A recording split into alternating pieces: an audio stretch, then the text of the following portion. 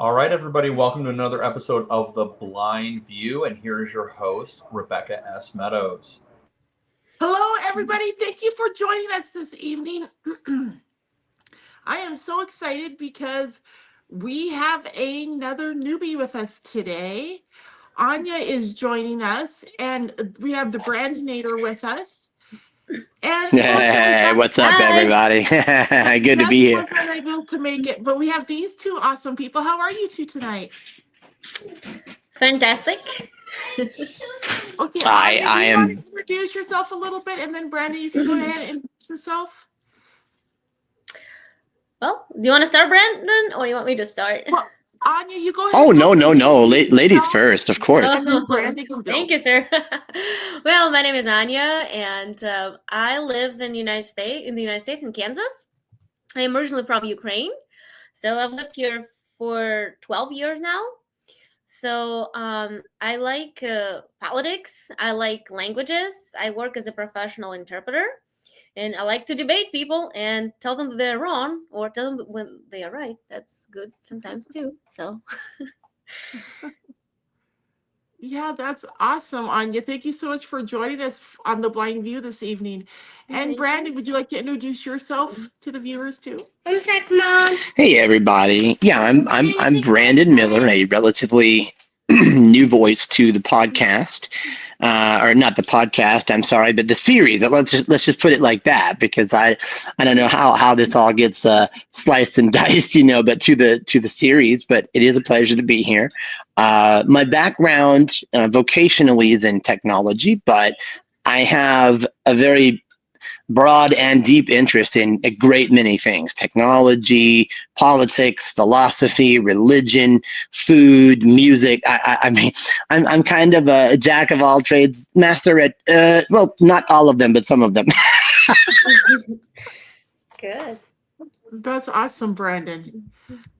And I'm your host. My name is Rebecca S. Meadows. I'm an author, life coach, and executive TV and movie producer. I'm also founder of Blue Butterfly Enterprises and BBE Entertainment. And my most recent book is called Living on Borrowed Time, and it's on Amazon, available in Kindle, Amazon Print on Demand, and on Audible. So I invite you guys to check out my new book. Again, it's called Living on Borrowed Time by Rebecca S. Meadows. Um, but are you guys ready to get started on the show? I am. Absolutely. Yeah. Okay, great. So we have a few different topics that I had suggested, and I'm going to go ahead and get started discussing the first one of those. And then as we talk, if you guys want to bring up different topics, feel free. The first thing on my list was I wanted to talk about some of President Trump's decisions that he's making right off the bat. Some of the stuff he's announcing, like he's announced a plan to do away with the Department of Education. And I believe his plan is to send that responsibility back to the states, just like he did with abortion, right? And honestly, our education system is not in very good shape, our public education system. And I think sending it to the states would probably actually make it a lot better. So, but I wanted to see what the rest of the panel thinks about it.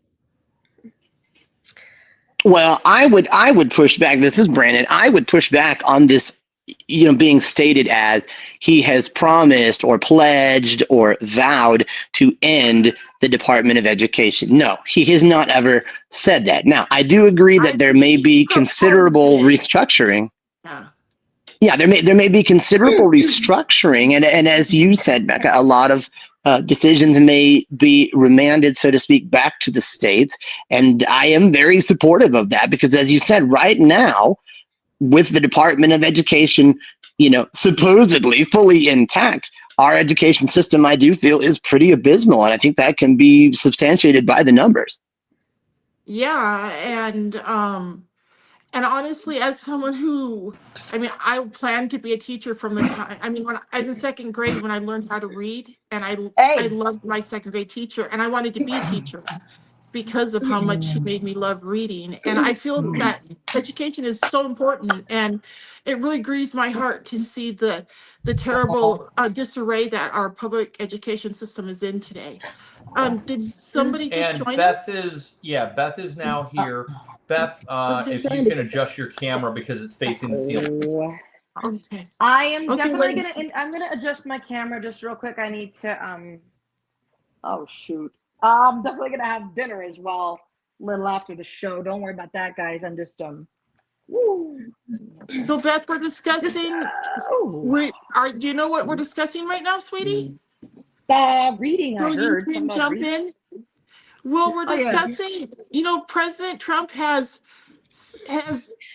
mentioned that one of his intentions is to discard the Department of Education or disband it. And I think his plan is to send the monies back to the state so that at the state level, education is managed, and so that parents and local officials will have more control over what our kids are learning. I think that will be so awesome. But I wanted to find out what the rest of the panel thinks. Well, it's great that government officials want kids to learn, but there is an issue. Especially for children with disabilities, without the DOE or an expanded DOE, we will have problems trying to enforce laws even currently in place surrounding literacy for blind kids. We still, I'm not even shocked, we still have a shock. Actually, it's no surprise. We still have a severe shortage of TVIs, teachers of the visually impaired. Oh, thanks. Thanks, I got it. Thanks, thank you.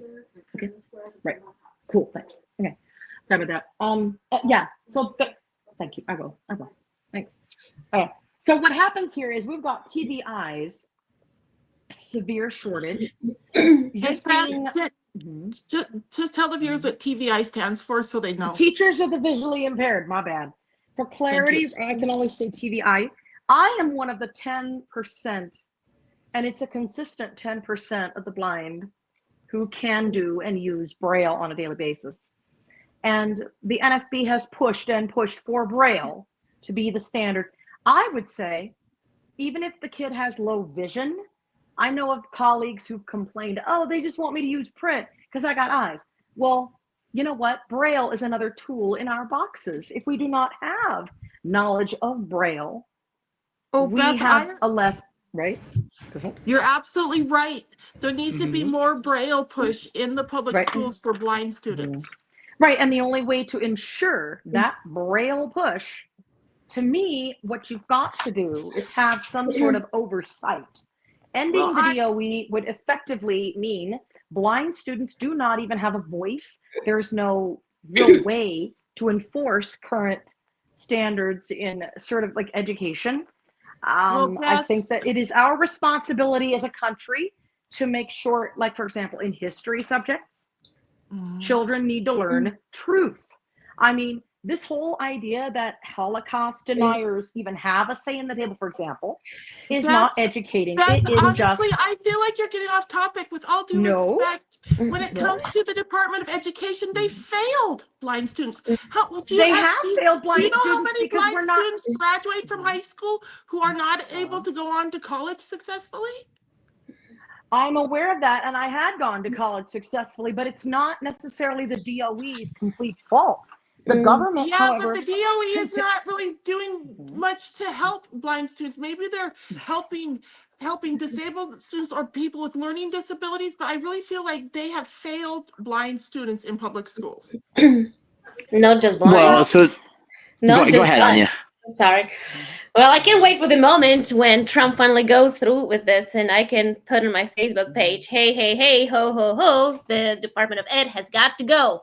Because it really has. It has failed tremendously. Everybody knows this. If it goes, nobody's even going to notice. They're complete losers. They have not done nothing. And I looked up some statistics, and where our kids are, It's complete shame. We spend, like Trump pointed out, we spend 3 times more money on each student, and we are the dumbest nation. Like, we're really dumb. I mean, Well, it's I just mean, dumb in incredible. And you know, comparison to funny thing with Americans is they don't think they're dumb. I'm trying to insult anybody, but I do communicate with a lot of immigrant communities, exchange students. I was exchange student myself at some point, and when parents are talking, you know, in chats and stuff, and they say, "My God, I brought my 5th grader to school, and." They're just looking like, wow, we did this 2 years ago in my home country, and these kids don't even know this yet. So again, back to the states, all these aforementioned issues should be addressed by the local legislators, by the teachers, by the parents. So it does not need to have federal nose into it. In it. I have to agree to a point, Anya, but just because one department fails, does this mean we completely dismantle it? Where Yes, does that mean? it does.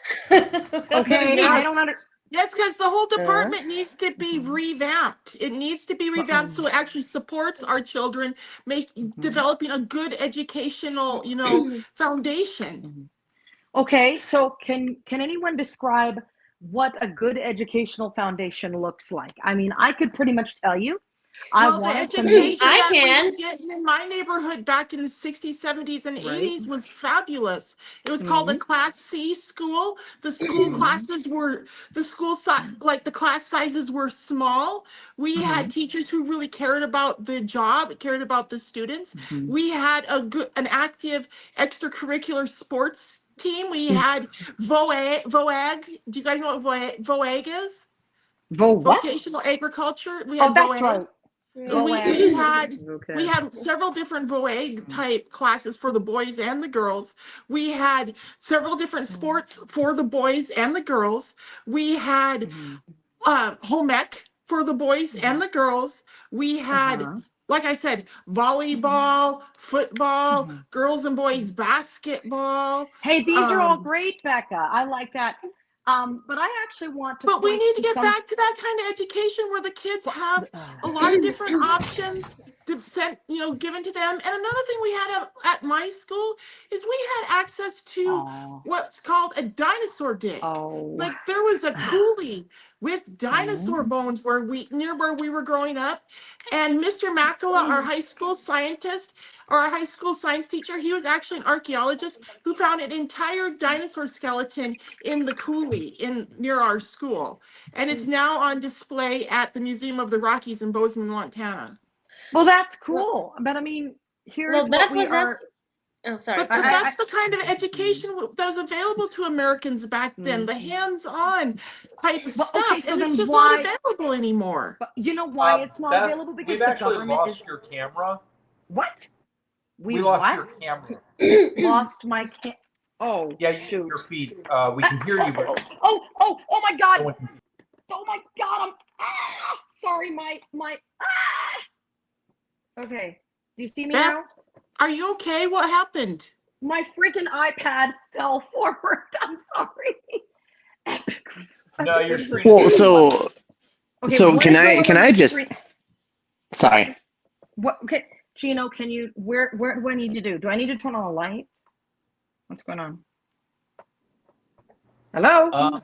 No, the screen is. You went black, but that's okay. I mean, you guys just keep going if you can't. Yeah, go no, ahead. but I mean, I just want to make sure that the camera stops going black.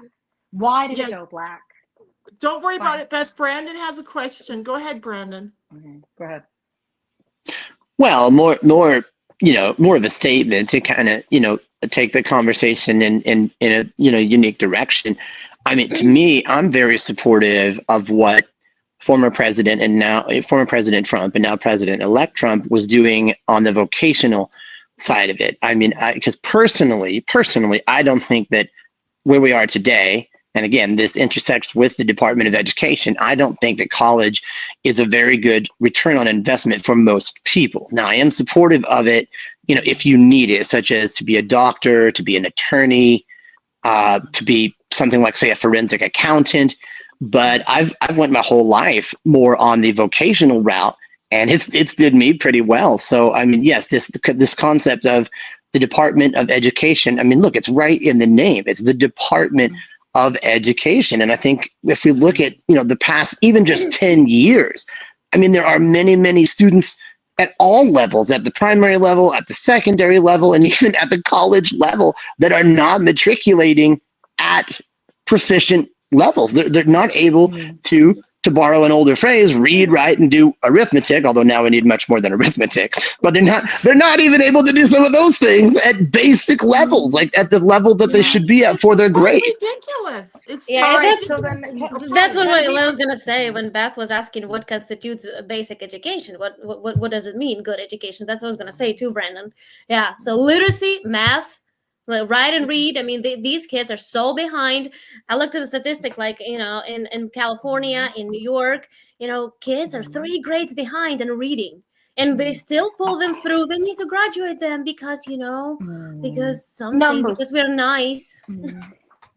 Well, I don't think that's really the answer. I think one of the roots of this problem is school districts are underfunded by a government that would rather waste its budget on killing people in places I've never been to and don't want to go to.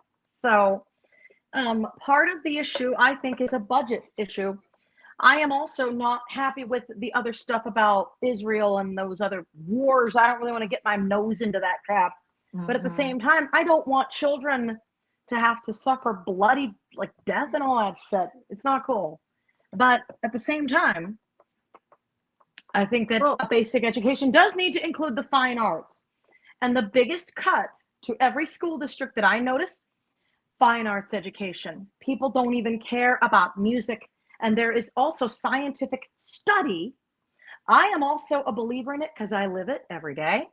Music is a coping skill to me. Music is my friggin' life. I've been a musician since I've been I'm 2 years old and I'm playing the keys. My little boo-boo is gonna learn to do music, and I plan on getting him all involved with music because I see how much he enjoys when I sing him to sleep. When he's banging on them piano keys, I'm like, okay, this is gonna be. I mean, Patrick Henry Hughes, you could see him this little. He showed signs he loved music, but with kids like that, we've got to support that, but we've also got to encourage all children to try a fine arts education. In fact, I think mandatory classes in the arts should have really been more emphasized, and yet Trump does not. I don't hear anything about adding or expanding upon with federal grants for the friggin' arts, because cognitively speaking, if we continue doing music from childhood to our old age, our brains are going to thank us for that. And yet politicians would rather spend money on math, reading, and science, which is great, but we still need to get kids excited about math, reading, and science. But I don't want my child only reading math and science. He needs a fine arts class or two. He needs to be able to find himself. I like Rebecca's idea of voc ed, commonly called public schools' neglected stepchild. I think we need to bring that back, but I think we also need to have options open. I mean, I certainly think that there are a million ways to get down the freeway, as Brian Crosby would say when talking about voc ed versus college. So I think we should not do an only college track. But I also believe that we still need to figure out what to do with children who have disability. And we need to really get into more supportive modes for these children. And one of the things, Beth, I wanted to point out to you, that's exactly why I feel President Trump's decision is so good, because by sending it back to the states, it'll be more at a local level. So local school districts and parents who have children with disabilities, they will have more say so in what's done with the dollars that come into their schools to help those children really get a good education. The school district I went to and my parents, I think their hands must have been tied. I can't believe that they intentionally denied me services when I was a kid, but I think their hands were tied because of the small town it was and the limited access they had to resources. But right, but the other piece of it is, Becca, my concern is if you leave it to the states, here's what might happen. You might have a state like Florida that is completely backward. I've been there many years. But I'm sorry, I hate the whole Why is country's it back? backwards It's right now. perfect. And the thing is, Perfect. just like the abortion issue, if people don't like the support, the educational support in one state, they can go to a different state that has better educational support. It's That not you that easy see- to move states. It is not that easy. Like, for example, Vote the right if people you can in, and you And- make but changes. over time, we can come to change it so the education Mhm. system will gradually get better everywhere because people will demand better education. Well, and, That and is I would true.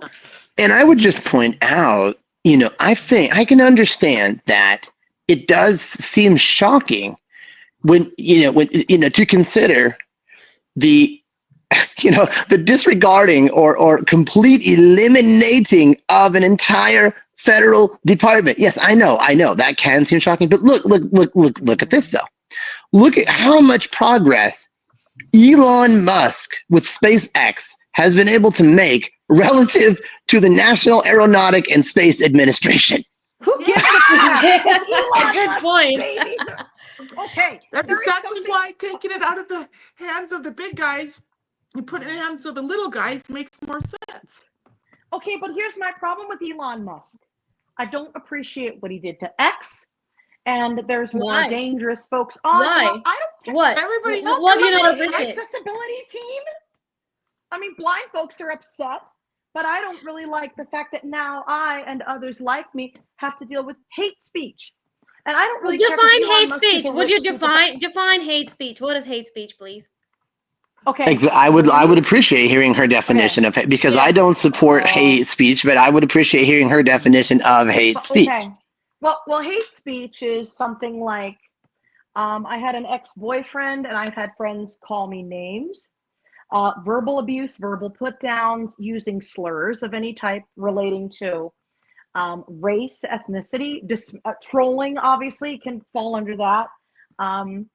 I was also made aware of a veiled threat on X by a prior boyfriend.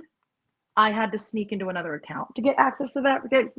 But I'm like, okay, so he basically feels more free to post hateful content about women, myself, and it's weird because it's so weird.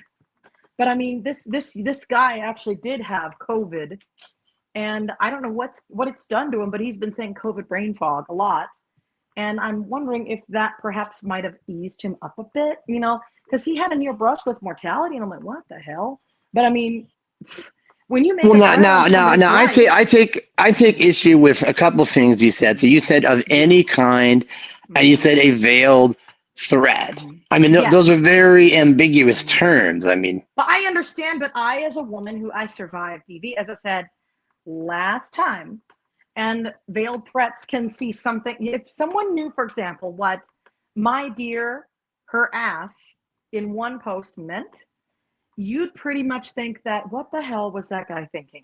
I mean, if someone writes that they're going to want me murdered like Marvin Gaye on an X post, that should fall under threats and hate speech. Yet with Elon Musk running this platform, there are a lot of activists who want human rights concerns addressed, who are being trolled, threatened. People like Jo Cox, I know she's an MP of the UK, was assassinated by a guy who hated women. This is what I went back to last week. Why should we I don't really like Elon because he's just rich. I don't like rich guys. They make me sick. I don't deal with rich guys. Like, if they're going to sit there and use their macho to do things. I mean, what is this guy doing? Is he trying to take over the world? I'm not interested. And I mean, I'm afraid his babies are a little embarrassed as well. Well, then let me ask you: how can you be supportive of the Biden family? Kids. Yeah. Hey guys, let's take a quick commercial break, okay? Okay. Ladies Okay, I and have some gentlemen, questions too. Okay. okay, Let let's Rebecca take do a the commercial commercial. break, and we'll get back Okay. to it after the commercial. Gino, can you play the commercial? Hi, it's me, Rebecca S. Meadows, the author, with my new book, Living on Borrowed Time, The Ravings of an Angry Survivor of Traumatic Brain Injury and Guardianship Abuse.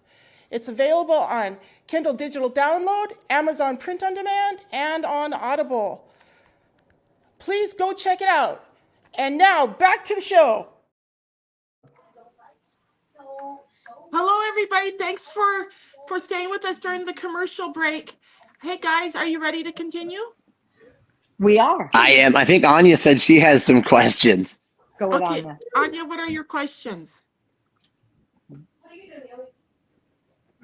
Anya? Oh, Anya, you okay? I think she just stepped away. She didn't know how long the break would be. So Anya? Anya? Brandon, do you want to continue with Beth? Yeah. Let me just ask you, Beth. Okay, Yes. I'm gonna push your buttons a bit, all right? Because I enjoy freewheeling and lively banter and debate. So Yes. I would just say, okay, look, there's no or not necessarily any correlation between the amount of wealth that a person has and their character. I don't believe that all rich people are evil or anything like that. But you said you don't deal with rich men. So how can you be so supportive of the Biden family then? I don't really Or the care about Obamas. any families. Okay, I don't really care who supports who. It depends on how you. If you want to say rich guy, I want to know more than just that he's rich. If the guy is doing something worthwhile, I could possibly support him. Hey, I really don't care if it's the Biden family or Guys? I don't Yes. care. But I'm sorry, but there's other stuff that I wanted to discuss instead of Beth's Sure. tangents. Like, for example, I wanted to discuss the January 6th defendants and what they've been going through the last few years in prison. And isn't it great that I think we're on a really good topic right now, because Brandon and Anya still haven't gotten to express what they wanted to express in rebuttal. Okay. What Beth is well, I just want to claiming. make sure we get to the January 6th defendants during the show. Yeah, I'll be happy to say. I wanted to say to Beth then, okay, so you're describing what you deem to be hate speech. So basically the speech that you don't like. Okay, so but it's how not about just speech. no, hold on. How about so shall we hold accountable all the talking heads on TV and other people on other social media like Facebook and TikTok or what have you, calling Trump Hitler, fascist, sexist, racist.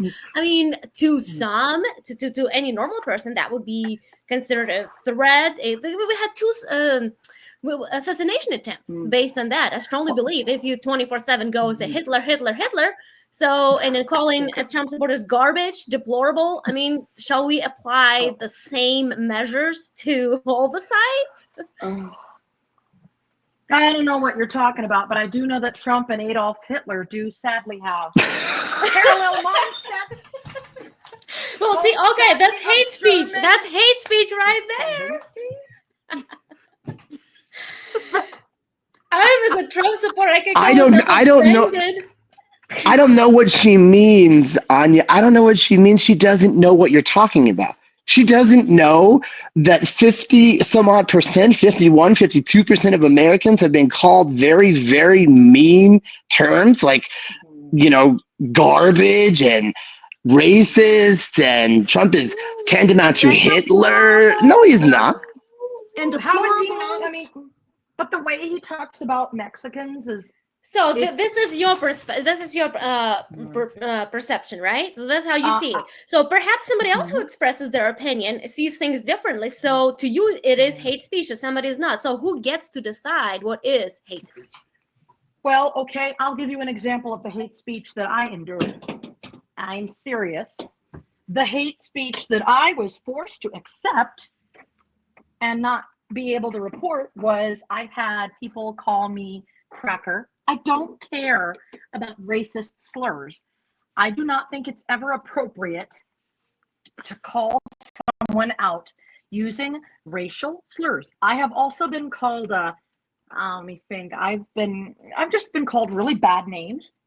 I have also been called liberal, and it's been used as a slur against me.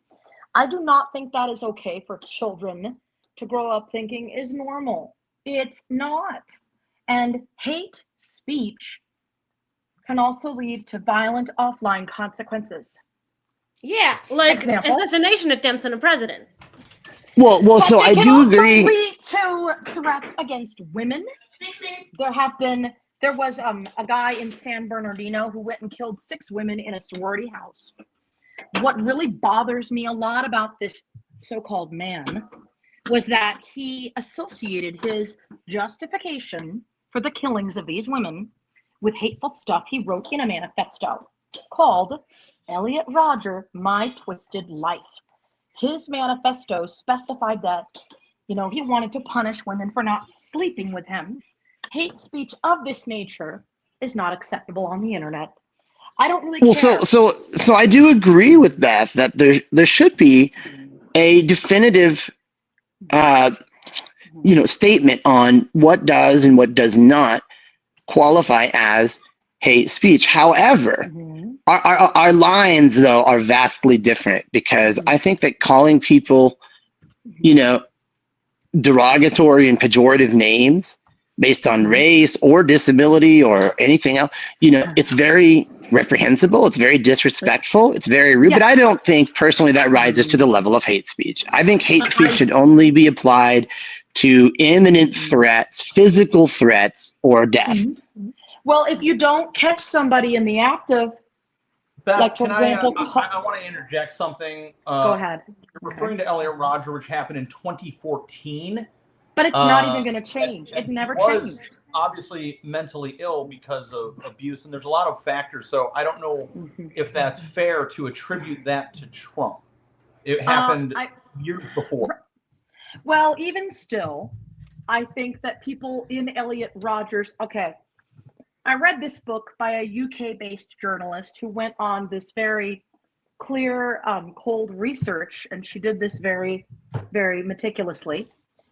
It wasn't Elliot Rodger either. It was also, what's his name? Nicholas Cruz. There are young men, and they aren't just your teenagers sitting in the basement in their underwear. These are fathers. These are young sons. They are going online. And a lot of times if you don't get them to stop writing these hate speech things, Elliot Rodger clearly did what he did. But after what he did, there were people coming out and saying, the great retribution, and writing things in forums that were reprehensible, calling Elliot Rodger a sweet prince. I am appalled by how anyone would support this man. I don't know if he was an actual mentally ill guy. There were media sources that said he was not necessarily. These people made choices to browse the web to find people who can validate reprehensible bullshit views of women.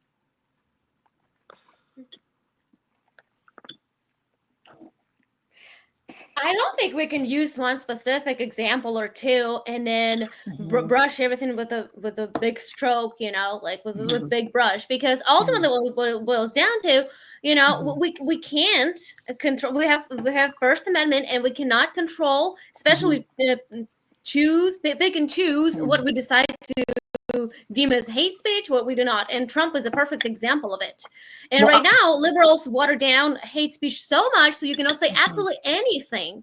You cannot say that you don't want a dude playing on your baseball team or basketball team, or you don't want a dude in your locker room. Oh, you're a hater, you're a hater, you're a hater. So right now, this term is so watered down. So, and I think it needs to go away finally. Oh, I'll tell you something that I really dislike, Anya.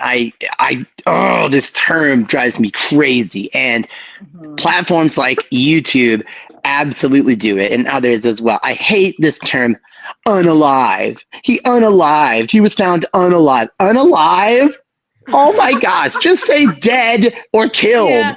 Oh, but we can't do that because we might offend someone. The word dead or death, kill or killed offends someone. Oh my gosh. Same with disability. I don't know. Same with disability community. People getting offended. Agreed. Yeah, well, people get too damn sensitive, they get offended, they take offense with everything. So they need to grow thicker skin and get on with their lives. But does that mean we willfully put vulnerable individuals at risk? For example, the First Amendment has protected speech and unprotected speech. There are cases of threats against people who are human rights activists, including Kai Chapelan, many other people. Election workers have received threats because obviously the elections don't go a person's way. I really don't want to talk about Trump anyway.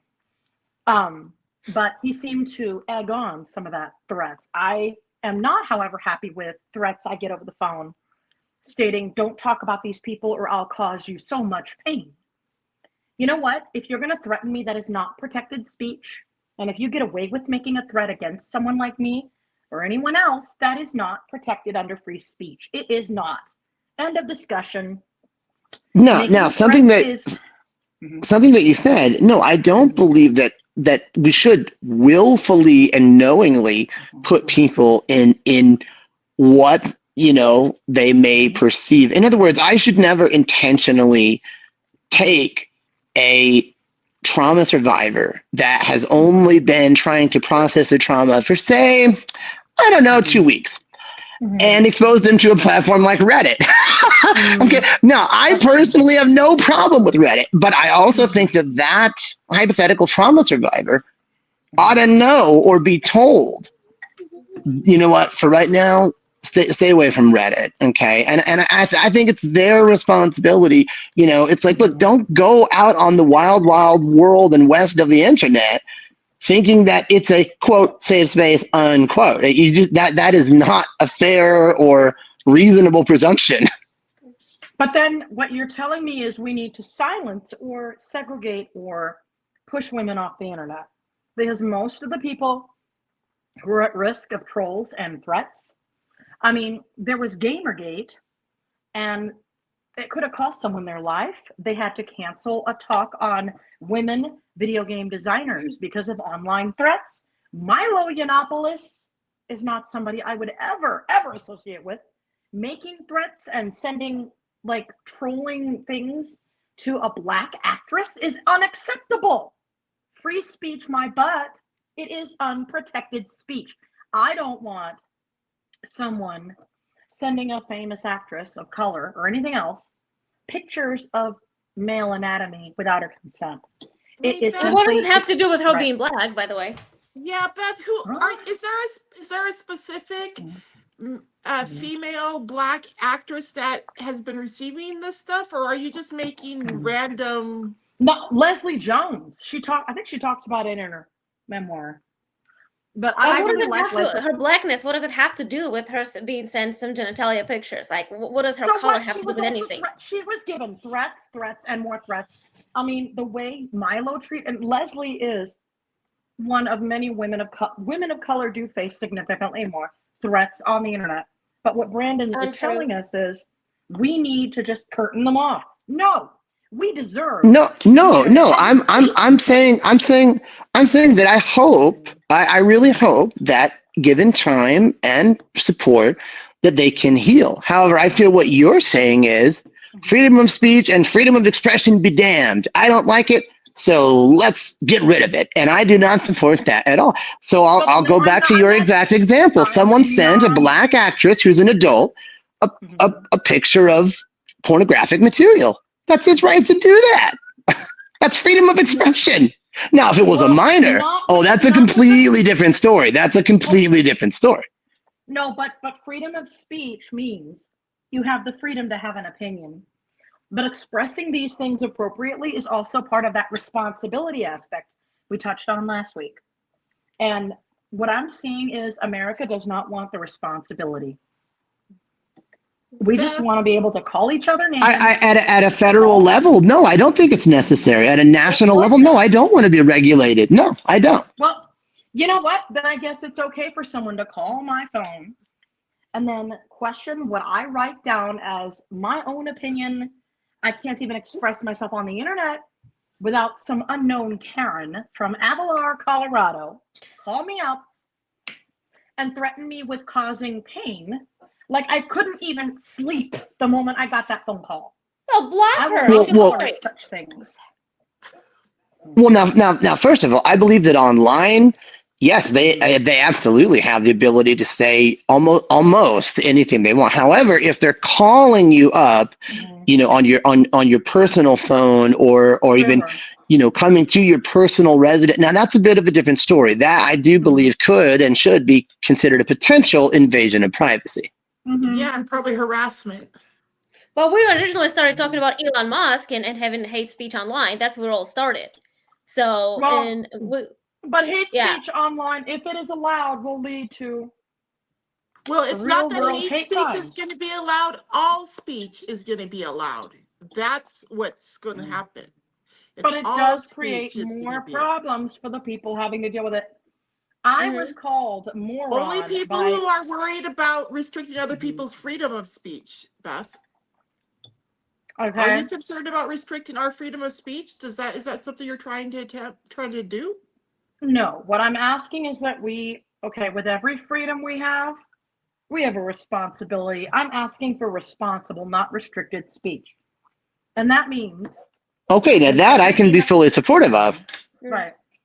But Beth thinks she's one who gets to decide what's responsible speech, what's okay speech. And I think that's wrong. Yeah. Nobody should have that ability. But nobody should have the ability to read a blog post and then, because I had a blog that someone commented on. Read a blog post and then do what? Well, see, there was someone who commented on my post stating that I needed to be guardianized and said that Florida was correct in enabling the abuse that I endured. Well, that was by them saying you needed to be guardianized, that was them expressing their opinion, which is freedom of speech, Beth. It's part of re-traumatization, and that man also does not know how to treat women. So, well, block that person. Block that person. I did, but what is that going to do? He's just going to say it to someone else. So what? It's not your problem. Let somebody else deal with that. I don't know. My concern is that nobody wants to deal with it.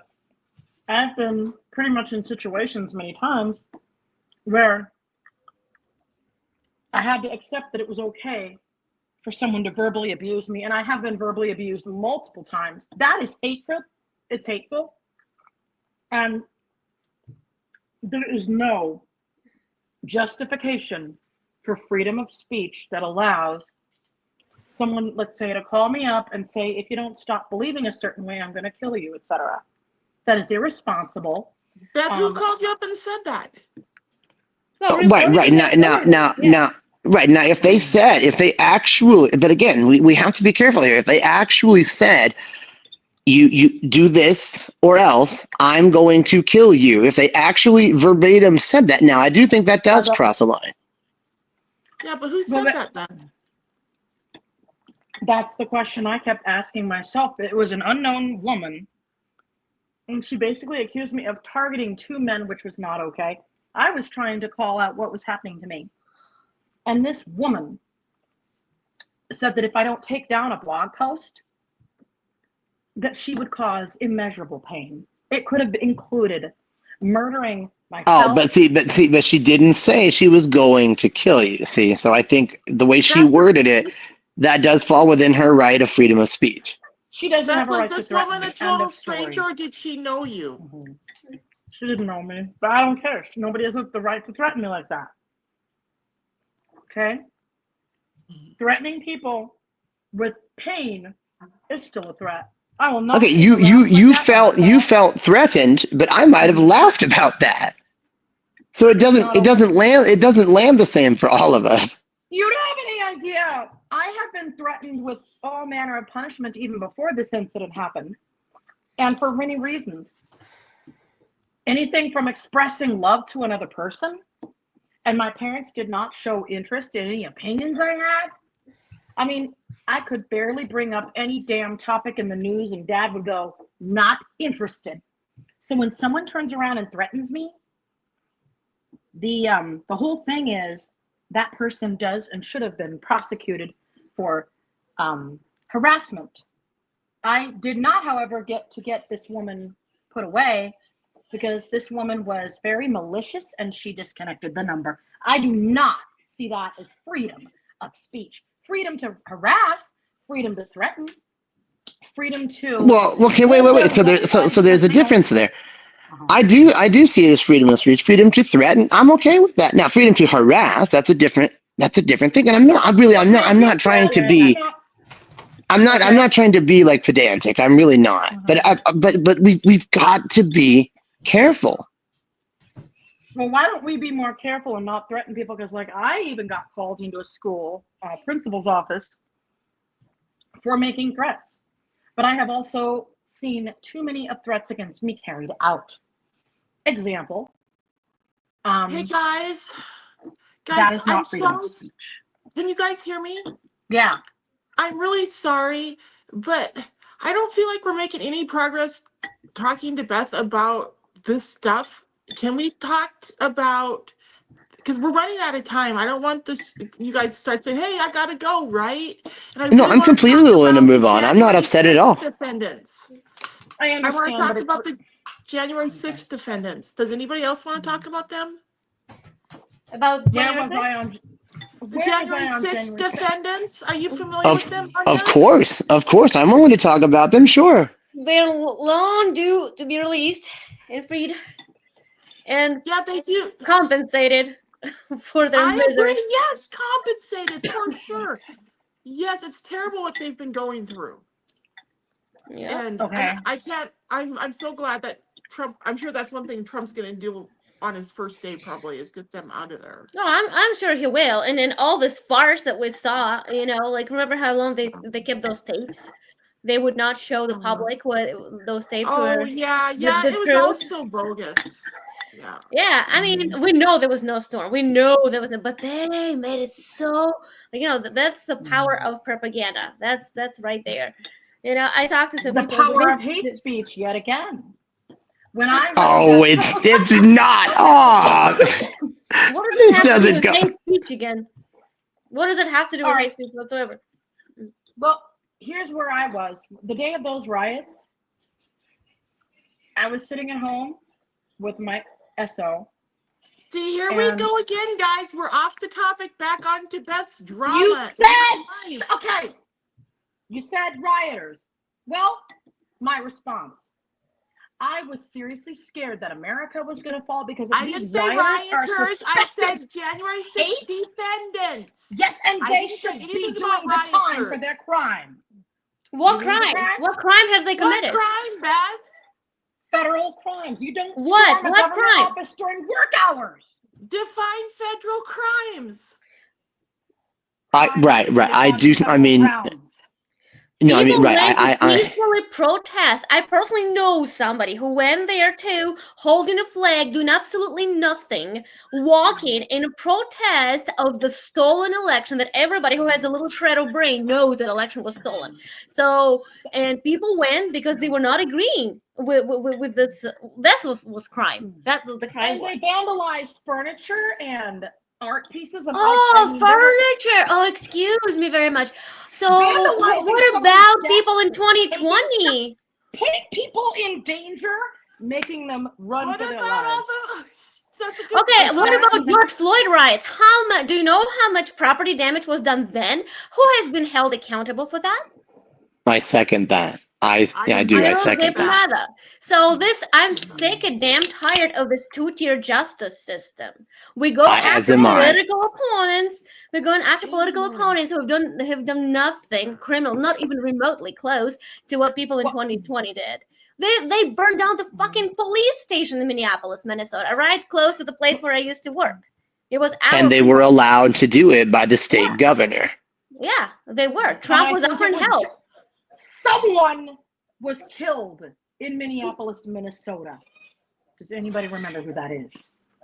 Yeah, the criminal, the drug addict, the criminal who was. I'm sorry. And who was not killed, by the way, who died from overdose. Was it ever okay to do that? Look, I knew somebody right in my backyard who was killed with, ketamine? That was not okay. I read an actual Facebook post from a chorus buddy who had Elijah McClain as a backup massage therapist. Is that the person you want to go and shoot? He did nothing. I'm serious. Beth, you and your tangents are so funny. Oh, this is guys hear about us storming riots and all that, don't be shocked when someone's at Well, your door. so Get first of all, out and get freaking ready. Okay? first of all, I don't want there to be anything like what happened on in 2020 on January 6th. For example, I am very concerned. I mean, so it seems to me that many people who are, and I'm going to use this term, who are radically left are capitulating somewhat. I know it's hard for them to do that, but if we look at the meeting that just took place in the White House today between Joe Biden and Donald Trump, that went pretty well. And I'm hoping that we can simmer things down a bit. I mean, I personally think that the radical left is lucky that people like me are not being more vociferous where they're concerned, because I could, but I'm not choosing to do that because I don't want these arguments and this vitriol to continue. I mean, I agree that we might not always see eye to eye, but I'm not going to try to poke out your eye just because we don't. That's a good point. But you know what? Human rights doesn't need to be politicized. And neither do the rights of vulnerable, at-risk individuals. And that riot, I was like, there were questions running through my head. I don't know about y'all, but it's not a good idea to storm us. Like, you can't just storm into your dad's workplace or someone's work office and demand something and then, or, hold a gun to their head. That's still a crime. Okay, well, first of all, there was no gun in anybody's head, for one thing. Whatever, there was still rioters in the... Are you seriously suggesting that the January 6th event was comparable to the summer of 2020 across the liberal states? I mean, at least Beth is using the term rioters and not the other term that the radical left use, which is insurrectionist, which I do not support. How could you not support insurrection? I do not believe it is ever okay to interrupt government at work. The same way you wouldn't interrupt someone at work, like my dad used to work at various space industries. You and I have both experienced trauma in government that we both wish would have been interrupted. Don't you agree? Interrupting the government at work may always be a good idea. Who knows? But we should never prevent people from, quote, interrupting the government at work. But we should not interrupt the government at work if we choose to do so with hitting some guy over the head with I forget what, and basically assaulting people. That is not humane interruption of a government. Okay. I don't care about liberal or conservative. You don't want to attack people. So back to the question: what does everybody think should be done with the January 6th defendants? Beth, do you think they should be hung or shot in the firing squad? Or what are you proposing here? Look, they need to be doing their sentences in federal, but a lot of them even have state charges. And you know what? I had a wise old friend once tell me, you do the crime, you do the time. I am not going to put up with people who could have possibly caused the Proud Boys. I mean, look, hate groups should never even run government. You want to be a public servant, you serve the public, not your personal benefit. I don't care what you are, liberal or conservative. If you're serving the public, you serve all of the public, and you do not do it with bloodbaths. Speaking of serving the whole public, let's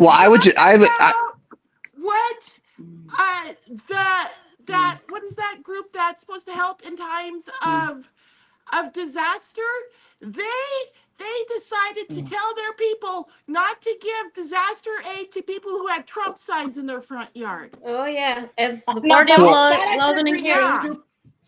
Well, first of all, I'll just say that I believe that if criminal intent can be definitively established, then those people should receive the sentencing and penalty that they deserve. However, I believe that most of them, a considerable and significant majority of them, should be set free because they have been unjustly arrested and incarcerated. So that's where I'm at on that. Now regarding the most recent thing about what was said, and Anya, I'm sorry, I don't mean to not let you speak, ma'am. No, you're good. What was said about FEMA, the Federal Emergency Management Agency, not giving support to anybody who has shown support to Trump. Yeah, but now the lady did say though, who was fired. I'm unfortunately I can't remember her name right now, even though I know it's a national headline. Marnie She said Washington. that. Yeah. Marnie said that the problem goes even deeper. It wasn't Yeah. just her. I mean, so again, this concept of the federal government being a bedrock of defense of democracy.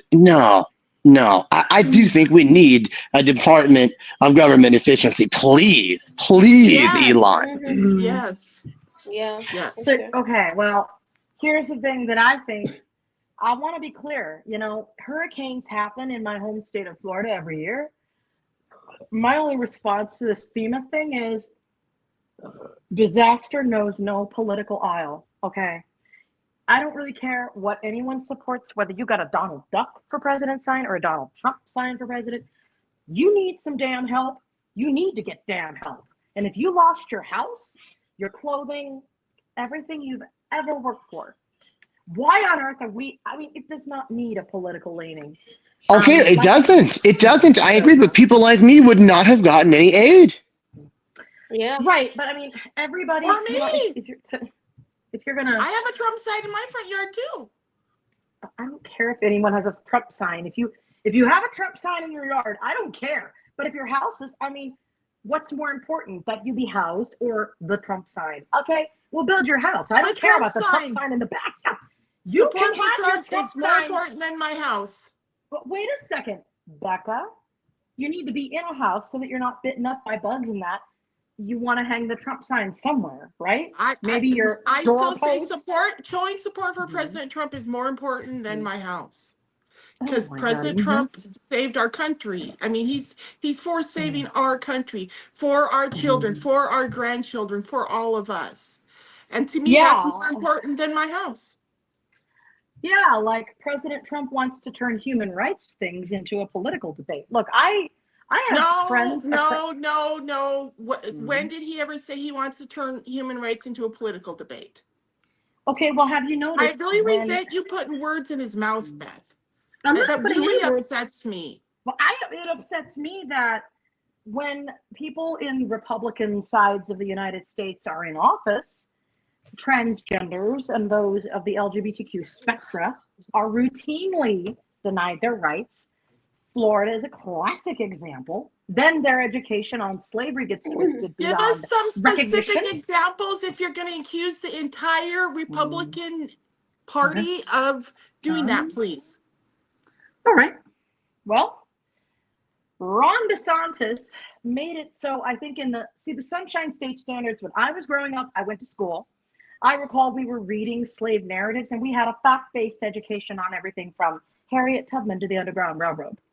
What I heard was later that Ron DeSantis, as recently as about 2022, I believe Malcolm was newborn at the time. I recall, not 23 actually. I remember we were sitting, me, boyfriend, little baby Malk, we were sitting there and we can agree, of course, on slavery needs to be factual. And it was cruel. But what Mr. DeSantis wants is to turn Florida schools against human rights. I saw tons of even book bans were instituted in my old county. And what's funny is that there's a guy, I'll just refer to him by his username. Jags Fan is incredibly cool. Jags Fan wrote something on Twitter, X, whatever. He had also showed off his empty bookshelves. I think he was a brave damn soul. He was trying to say, look, you're denying the students in my school district this many damn books when they affirm these children's existence. Beth, I have to tell you, I agree with you. It's never right to ban any books. That's one thing that frustrates me. Anybody who wants to ban books, I think that's wrong. We need to have access to read everything and anything and everything that's ever been written, because that's what makes us smarter, is all of that reading. Getting back to reading. But I do think it should be limited to certain grade levels, though. Oh yeah, for sure. For example, you wouldn't want to give little kindergarten and first graders books about sex, you know. Well, that's true, but you do need to give them affirmational books about different types of families. For example, I actually read this one book with Malcolm. He and I enjoy a book called Mr. Watson's Chickens. It is hysterical. And it does not go into the nitty-gritty sex thing. It's just two men who love one another, whatever. But then it goes into this little thing about, oh, well, they guess they get too many chickens in their backyard and all that. I can't stop saying shooby-doo, wonky pow, and waka waka in the chat. It's so hysterical. Because by the end of the book, is that a book, Beth, or is it? It is a book. Yeah, it's a book. No, do you have that in Braille? Are you reading that to Malcolm in Braille, or how do you? Actually, it's YouTube. There's a really cool video. I'll focus on that one. I love this. Where there's a Williams, there's a way. They do this really good. It's Mr. Watson's Chickens by Jerry Dapier. This book is really cool. It's funny, but it does teach an important lesson too. If you're gonna live with somebody, try to be cool and consider the other person. And in the story, Mr. Watson, I guess somehow all the chickens, 400 chickens? I'm like, no! I mean, even me, I wouldn't want feathers everywhere. I mean, I can't imagine, even the place I'm sitting in can't fit 400 goddamn chickens. Ah! I mean, it was pretty funny. And then, Mr. Nelson would say, these chickens are a problem. And then all of a sudden they're like, okay, we'll sell the chickens. And then they get turned into some honking chicken choir. Okay. But then they're like, And then they said, okay, we'll just get 4 chickens. That's it. Personally, I only wanted maybe 2 kids, and that's it with anyone I meet. But I mean, and I only want maybe a couple of dogs and a cat. I don't want too many animals and people in my house because, it's going to be a goddamn bit of chaos. But I mean, it's about 2 men. You could presume they are gay, but we're not talking about sex. But these children do need to have affirmational children's books too. There's another one called Heather Has 2 Mommies, and that is nothing to be ashamed of. That is promoting LGBT propaganda. But the question was, we were talking about DeSantis supposedly banning books, which is the term which is widely misused by our liberal friends. So again, if you, like Becca pointed out, if you wanted that book, you can still find it. If you think that your child should read it, well, if it's a horrible decision, but you have that right, you can order it from Amazon. The point was that you're not supposed to have them in a child book. You don't need gay pornography in a children's book. And there was gay pornography, and there are tons of proof of it. Even in the state of Kansas, where I live, people were bringing from the library's books to our meetings and showed us. What constitutes gay pornography? Heather Has 2 Mommies, aka not gay pornography. Well, I did not say about that particular book. What? It's a book. I mean, so what? Mr. Watson and Mr. Nelson could just. I don't know anything about Watson or whoever. I'm talking about any other. I'm talking about gay characters seen in books. And it's all being labeled as porn? No, not all. I don't even think gender studies of any kind or variety should be discussed until at least high school. Because I do think, boys are boys, girls are girls, men are men, women are women. But if we want to discuss it, though, then I think we shouldn't do that until we're at least in 9th grade. That's a little late because I got to tell you. And I, for one, am really tired of the way the woke agenda has twisted, the family unit and all of that with the propaganda. Yeah. And I'm really tired of the way they're trying to sexualize our young children in preschool, kindergarten, 1st and 2nd grade. I guess that I'm sexualizing through all of these books that Beth is promoting. Promoting? Okay, well, you're talking about them on the show and talking about how great they are and that you read them to your son and stuff. And so you're telling me I sexualize my son? Listen up. Do you want me to have to tell him that he is an abomination before God? I have a family who no, Beth, nobody said anything about that. See, but you're demanding that I'm not because you don't have an argument for this. I do have. This is not gay pornography. And the word woke being turned into a slur against human rights agendas. Which is hate speech. Okay. What'd you First say, of all. Yeah, I was just making fun of that. I said, which is hate speech. Oh, get woke, go broke.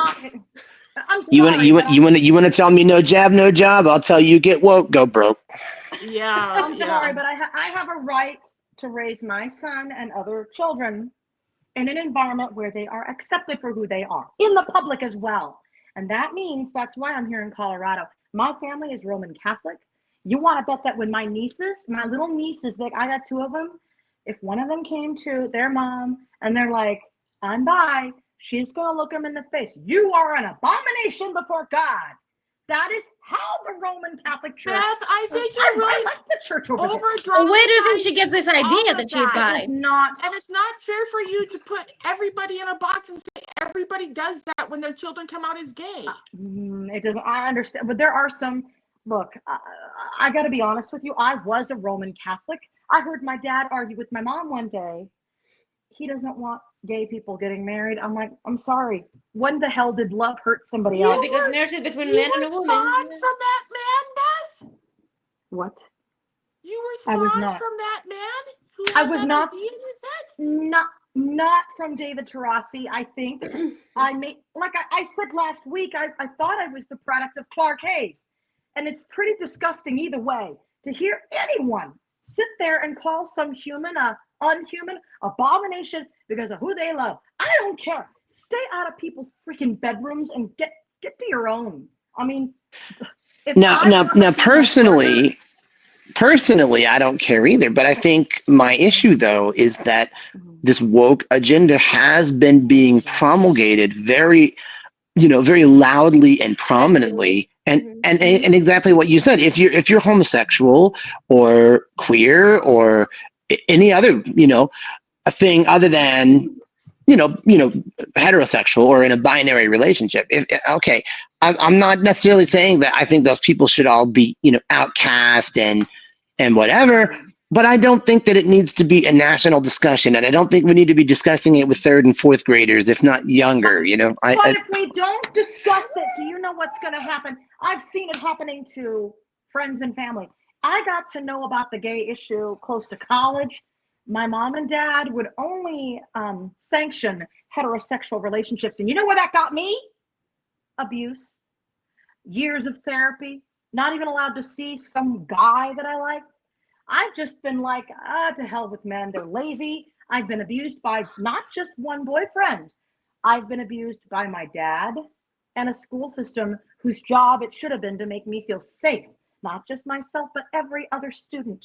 But Brevard County schools and other Florida places, I'm sad to say the education, the don't say whatever bill, gay bill, I don't care. You want to make this whole unsafe. And then teachers should never even say that, you have to be called this when you don't want to be called this. You cannot be, for example, if it was my son, Malcolm, if he went to say, well, I'm Melissa, she, her, in a Florida school, he has to be known as Malcolm, he, him, his, even when he is Melissa. Because he is. Hers. Is that even okay? Yeah, yes, it is okay because he's a he. No, it's not. Because yes, he's a boy. Existence. He's a boy. He's a biological male. That doesn't mean we just sit there and assign. Look, I don't really care. Look, I'm giving my son balance in toys. Do I want to say he has to be a boy? What is that going to do? It's not like he has to be. He is. So, if he comes out to me and says he's a girl, it's well, you say, no, honey, you're not. You're a boy. That's what you have to do. Simple as that. I mean, it seems she's more fluid. No, it seems like Beth has a more fluid interpretation, which I just simply don't. But that's okay. I don't disdain Beth, but no, I don't agree with her paradigm. Well, here's the problem. I'm not suggesting you agree with the paradigm, but look at the statistics. By not I am, and I feel like again the nuclear family and traditional values have been significantly eroded, and I don't think it's been healthy for the nation. What is traditional about telling someone that they cannot exist as they feel, that they can be safe in? What is so traditional about that? Well, nobody here has said that, and you need to tell us who said that. Who said that? Well, I'm not asked. Let me just be clear. Traditional values encompass. Traditional values do not say that. No. Well, that's what it looks like to me. What nuclear family? Well, We don't maybe need because you haven't taken a close look at traditional values, perhaps? do I care? Because traditional Oh, that's values where you did me no start. You good. don't care. That's where it starts. Well, it didn't do me any good. The traditional values. Let me explain what I can tell you what traditional values look like. A lot of the people I knew were told, do not call boys. Well, as a blind woman, what was I going to do? What traditional boy was going to call me? Hey, blind girl, you want to go on a date with me? No. Traditional values. You have to go to prom when someone asks you on a date. Again, no. What traditional value? So Beth, I'll just point this out. I mean, you used a term earlier that does really, I mean, makes me, I'll say, concerned for you. And I don't mean that in a pejorative sense, but you used the word product earlier. You thought you were a product of a person. I don't view you as a product. Okay. And I don't think that sort of, heterosexual normatives give anybody the right to abuse you. And I feel like you feel kind of like you don't have a lot of power, but I don't believe that. I don't think that you should just accept abusive situations and individuals. And no, I don't think you should. And I'm sorry that happened to you. Well, that's the thing. Like, I knew many classmates in Florida who went through the same thing. Like, I mean, but these ideas about traditional heteronorms and all that led to, like, my parents would say, well, you're disabled, you shouldn't date. Many families do that. They will tear you away from someone. I mean, boys are given more leeway than girls. I can tell you right now, it's happening. I have had my birthday presents halved by my parents. I've gotten threats. You got to give up the boy because he's not, you're using him in that. I just got so much hateful bull crap about my son before he was born. I said, well, I'm done with you all. And then my mom finally said, well, she's parenting him and now she's sending me, we're going to get presents in December. I would give my boy the best holiday season. But I think the best gift I could give this child is a world where everyone is accepted and where nobody can sit there and turn acceptance into some slango term where it's not cool. Because if Malcolm is going to school and people tell him you can't have a braid in your hair because it's for girls, it's not okay.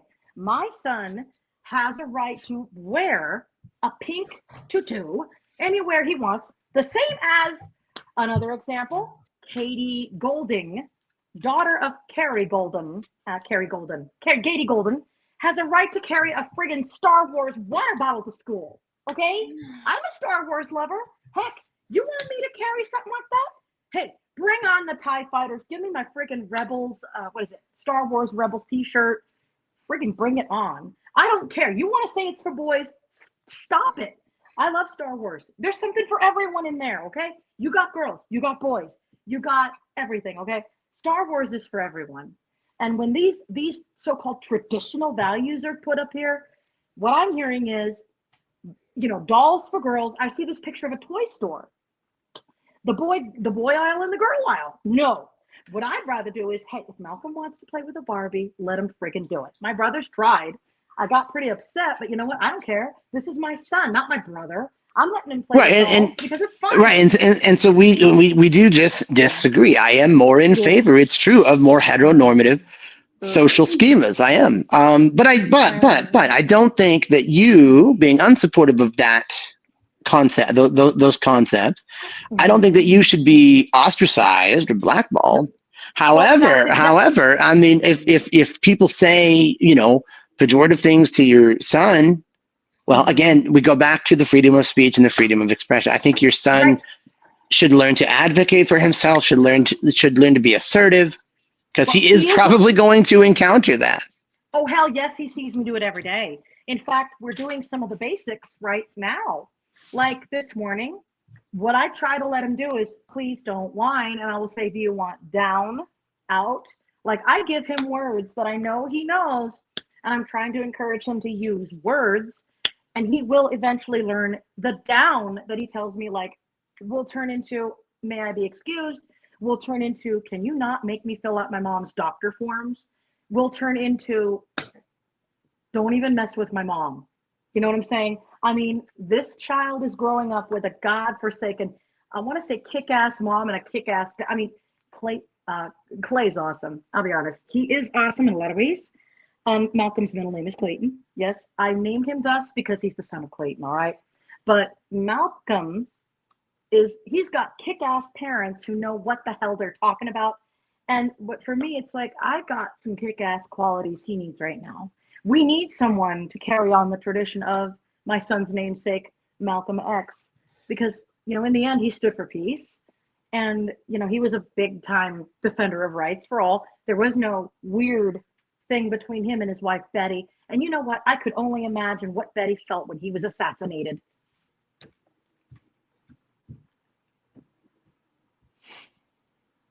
Well, I don't know where we want to go as the panel, but it's true that I don't necessarily mind being friends with people who are homosexual or bisexual or queer or whatever, but I'm not even willing to be an ally of that movement. No, I'm not. Now, on an individual level, can we be friends? Yes, but the formalized, promulgated agenda, no, I will not support. Just like I am blind, right? And they might say to me, well, you're not going to support my agenda, then I'm not going to really offer any help to you as a blind guy. That's okay. Now, is that harsh? I mean, kind of, yeah. But I'm okay with that, because, if I was the one who first said, no, I am not willing to ally with your movement, then they also could say to me, no, I am not willing to ally with your movement. Then, okay, all right. So let's just talk about other things then. The thing is, Brandon, you have not chosen to be blind. Hold your horses, those who are about to say, but you didn't choose to be gay either. No, what I'm going with that is, yeah, you didn't choose to be blind, but we all know very well that this trans movement has captured our schools in a terrible way. And a lot of people just do it for fun, to fill in, because it's like trans, like a haircut, something popular today. And we know so many people who are normal kids, and they start going to school and they come home with these crazy ideas and start saying that they want to cut off their organs and have different names, and nobody really wants to have a national discussion about what consequences there are from it. For those who have not seen, I strongly recommend to see the movie by Matt Walsh, who made it a couple of years ago. He made this movie. It's called What is a Woman? It's on Daily Wire, and I know you can find it some other places, but it's a really good movie. And there is a psychiatrist, Miriam Grossman, Grossman. She really uncovers this whole issue about this push for transgenderism and hormone therapy and all these horrors that are happening to our kids. That's what I'm standing definitely against.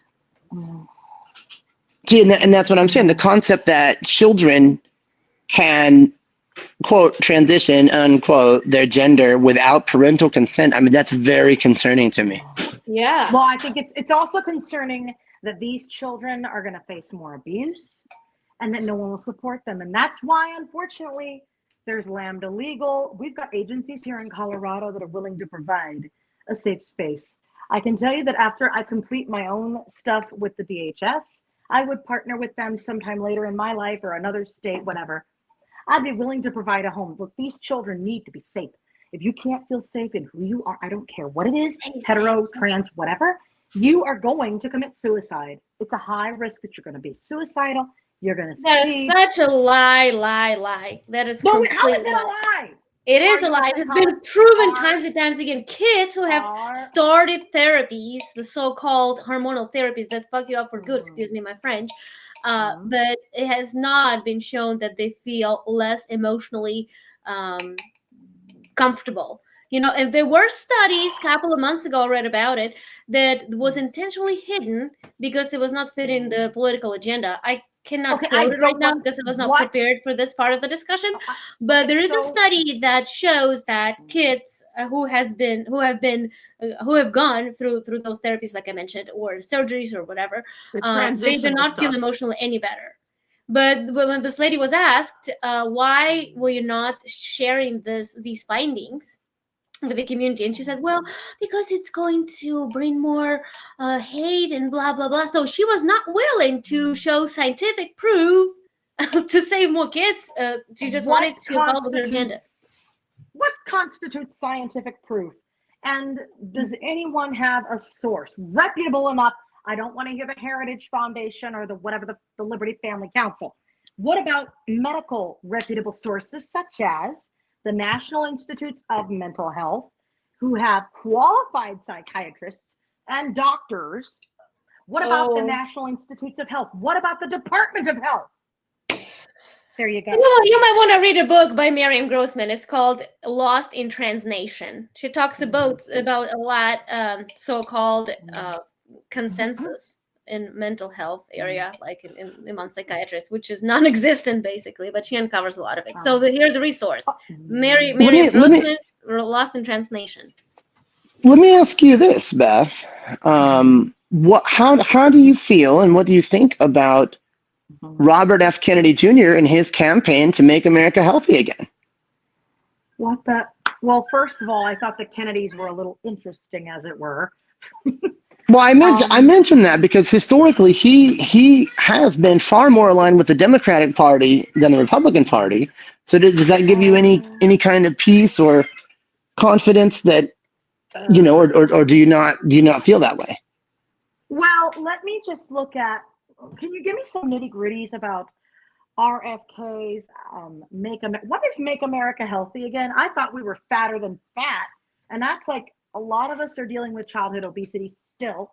I mean, we still have to get kiddos eating healthier at lunch anyway, and get them. Right, and that's exactly the problem. Mm-hmm.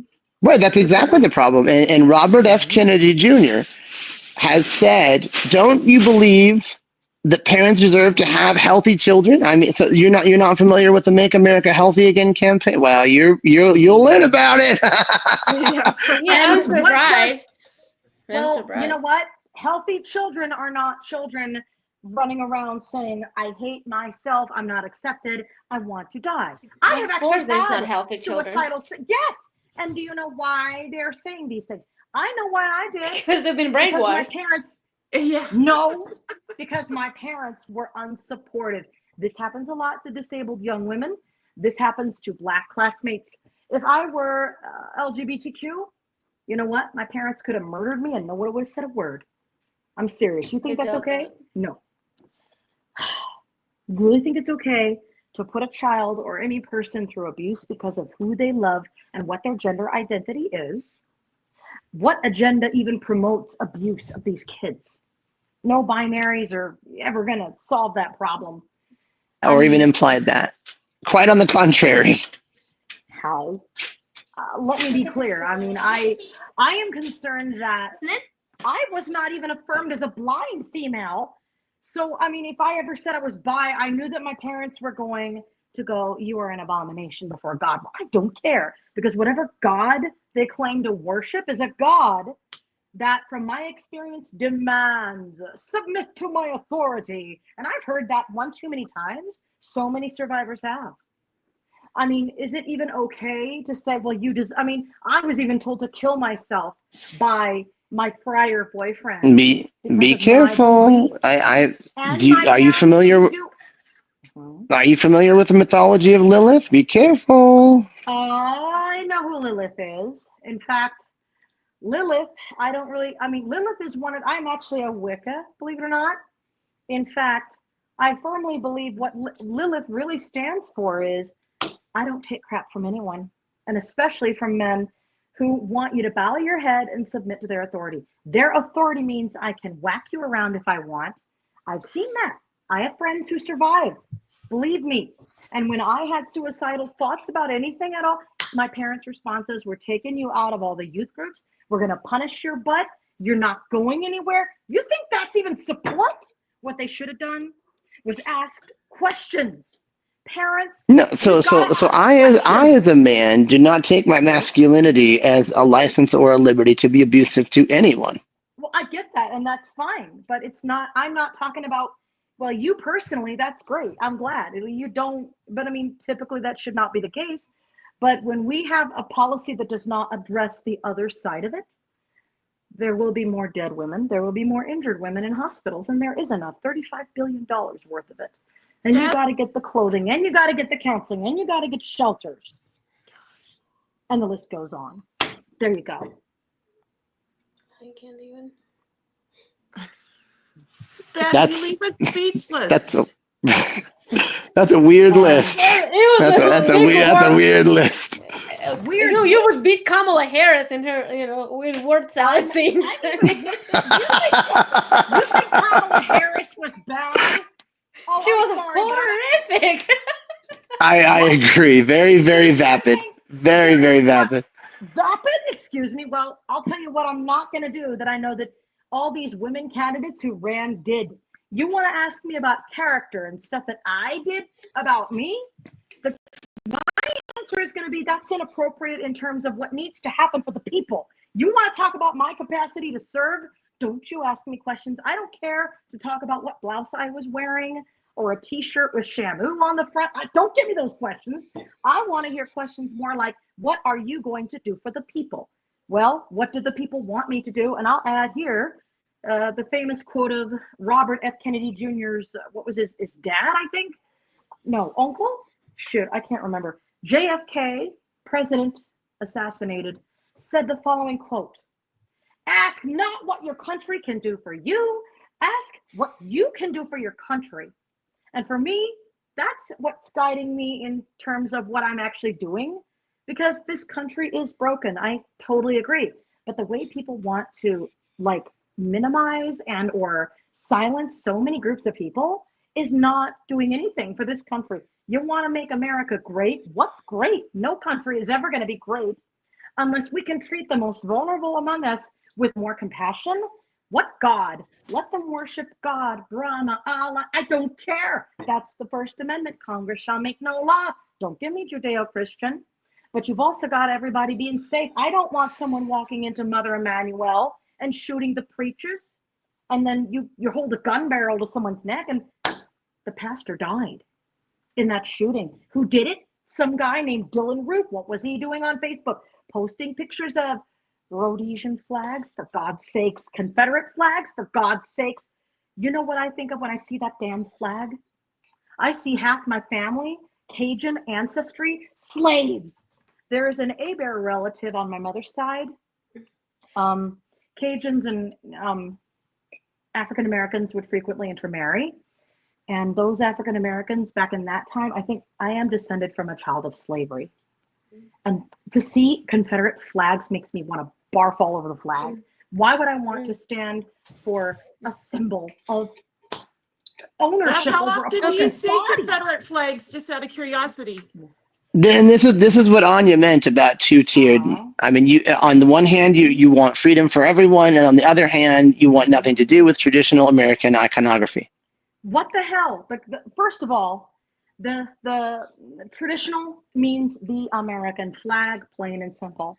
But the Dixie flag is a symbol of hate, a symbol of a lost cause. I am aware of what the Civil War wrought. Johnny Rebs, It's a they called symbol of themselves. history. What? So put It's it a in a symbol of history history. museum. Put it in a history museum. I don't want it in my public courthouse. I don't want it anywhere near, except okay, give me a history book. Tell me what this did, sure, but don't you dare make anyone look at that thing out. And I mean, God, I saw one Titusville Christmas parade, and there was, I forget what, Sons of Confederate, I forget what's, but it makes me barf. I have black friends, I have friends everywhere, and these so-called Confederate peoples, they were for owning other people. And I'm gonna add here a quote from Cynthia Erivo. As Harriet Tubman, she said the following: God don't mean people to own people, Gideon. She said that loud and clear. And she had a gun right there. Well, you know what? Gideon Brodus got what he deserved. He don't have nothing more. I mean, in the movie, it was pretty weird. Like seeing a white guy, he's like, ah! I'm like, dude, you went around owning people. You freaking terrified that woman's sister. Sold her baby. There you go. I have a question. Well, I'm sorry, Becca, that we haven't addressed more of the points. I'm going to have to go pretty soon, guys. Yeah, I mean, in fact, I was gonna say the same thing. I was gonna ask one question for Brandon, if you don't mind. Just out of curiosity, what media sources do you use? Like, where do you get your news? I was just curious to know. I was asking Brandon. I have a pretty good idea what Beth does, but no. So every day, usually about once a day, this is literally what I do. Now the first thing might rouse the hackles of Beth a little bit. But wait, Beth, let me finish, please. I listen to Fox News, then I listen to NPR News, then I listen to BBC News, and then I'm done. Are you doing your podcasts at all? No, I do watch some from Newsmax videos, yeah. But what I mean is, like, when for those of you using iOS or I'm using Android, when you ask your favorite assistant, play the news, the order that I have mine set to play it is Fox News, NPR News, BBC News. Oh, okay. NPR FTW. I love NPR. I'm such a nerd. Sorry. I love Fox, or I love Newsmax. Have you guys seen Newsmax? Yeah, I have it on my TV. I do watch Fox. In fact, you can find it on YouTube. They have a YouTube channel. But even though they do have some good stuff, I still deem them as controlled opposition. I like more independent journalists. I do too. Yeah. So, I mean, we know who's in charge in Fox News, and we a little bit know about the culture, like internal culture. Yeah, so I mean, I trust them, but I kind of want to hear them from the far right first, and then the far left second, and then somebody who's relatively in the middle. So BBC, FTW, Newsmax. What about Newsmax? Brandon, have you seen Newsmax? Yeah, I mean, I'm subscribed to their YouTube channel, so I can't watch them live. But I mean, a lot of times I'm only like 15 minutes behind that, because I'll see, Newsmax posted 15 minutes ago, so I'm not that far out of date. That's cool. Yeah, I paid the $4.99 a month, so I get their live feed and access to all of that. But I also recently resubscribed to YouTube TV. I used to watch YouTube TV, but with everything that happened with the election and when I discovered Newsmax, I mean, all I ever watched on YouTube TV was Fox News. But after the election, I didn't trust Fox News anymore, so I switched to watching Newsmax. But then when I found out that YouTube TV was carrying Newsmax, I resubscribed to YouTube TV. But yeah. I think a lot of people dropped YouTube TV and other platforms during that time because of all the crap that went on. But yeah, I went back to YouTube TV specifically because they started carrying Newsmax. Yeah, Newsmax is pretty good. I watch the Game Show Network, to be honest. I'm not really I'm not really listening a lot to the news. I'm focusing more on parenting. But NPR actually is interesting because one of my favorite stories popped up on that channel. Actually, I was on a radio. I heard this interesting story. I don't recall.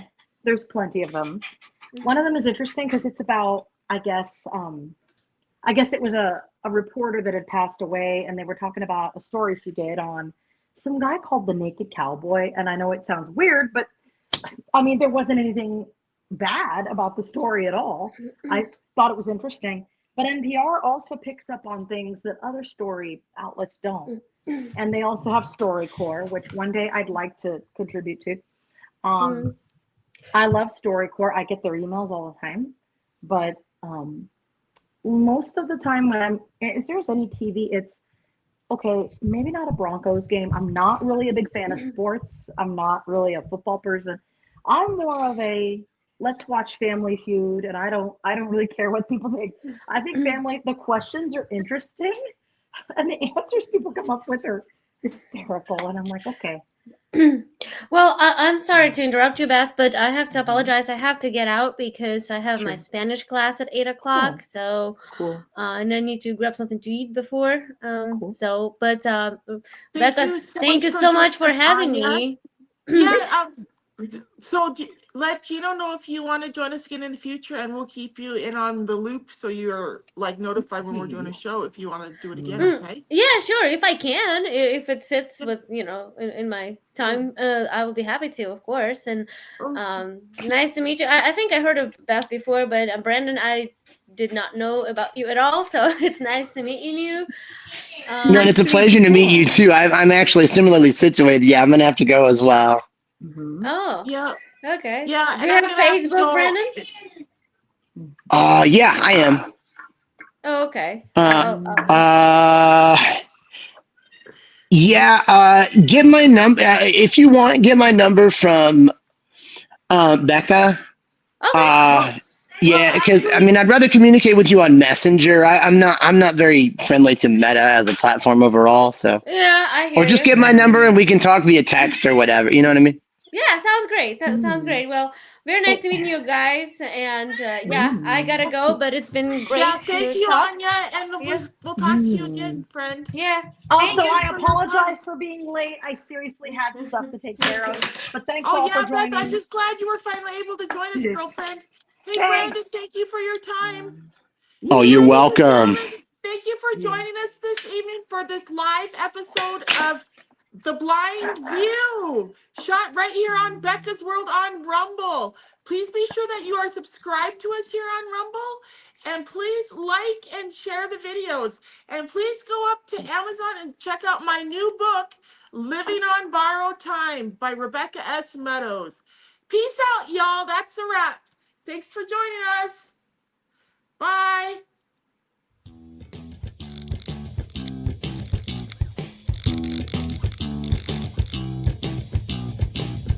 Thank you for watching Becca's World. Please like, share, and subscribe to my channel.